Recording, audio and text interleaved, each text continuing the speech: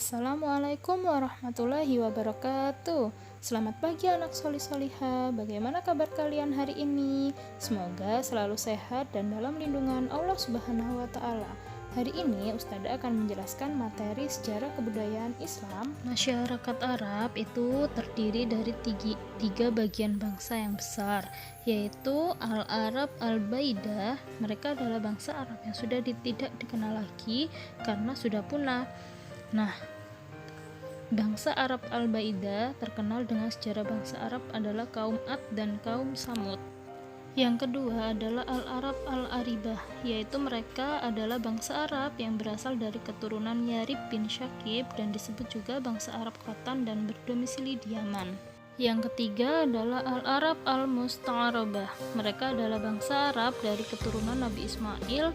Bangsa Arab Mustarabah merupakan sebagian besar dari penduduk Jazirah Arab, baik yang tinggal di kota-kota maupun di dusun-dusun. Jadi anak-anak harus tahu ya bahwa bangsa Arab itu dibagi menjadi tiga bangsa besar, yaitu Al-Arab Al-Baidah, Al-Arab Al-Aribah, dan Al-Arab Al-Musta'arabah. Selanjutnya adalah kehidupan masyarakat pra-Islam. Yang dimaksud kehidupan masyarakat Arab pra-Islam adalah kehidupan masyarakat sebelum masuknya agama Islam ya anak-anak. Di sini kehidupan masyarakat Arab pra-Islam dikenal dengan sebutan zaman Zahiliyah atau zaman kebodohan, di mana banyak sekali orang-orang yang menyembah berhala dan masih melakukan perbuatan maksiat.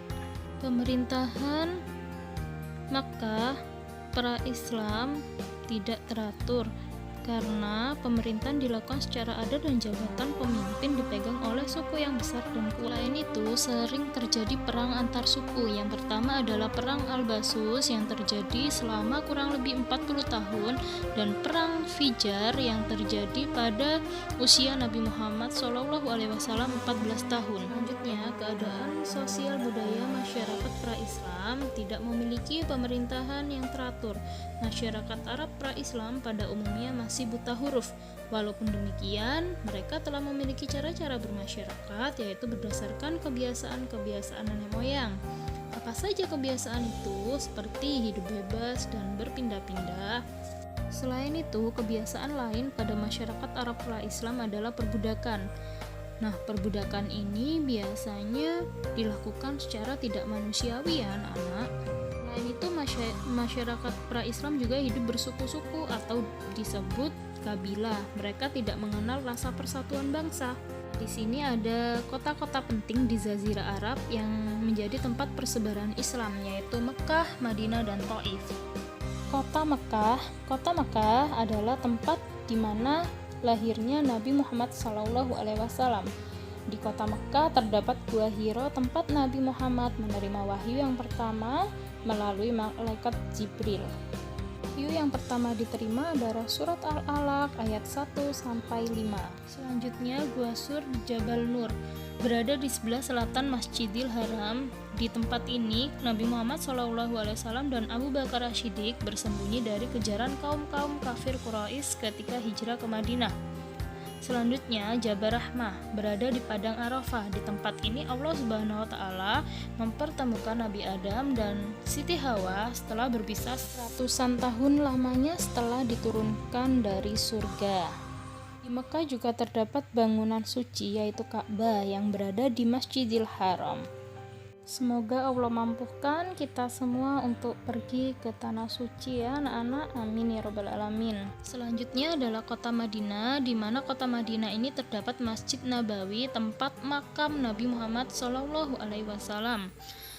Kota ini sebelumnya bernama Yastrib. Setelah Nabi Muhammad hijrah ke kota ini, kota Madinah diganti menjadi namanya Madinatul Munawwaroh, yang artinya kota yang disinari atau kota yang bercahaya, atau disebut juga Madinatun Nabi, artinya kota Nabi. Gambar tersebut itu namanya Masjid Nabawi ya anak-anak.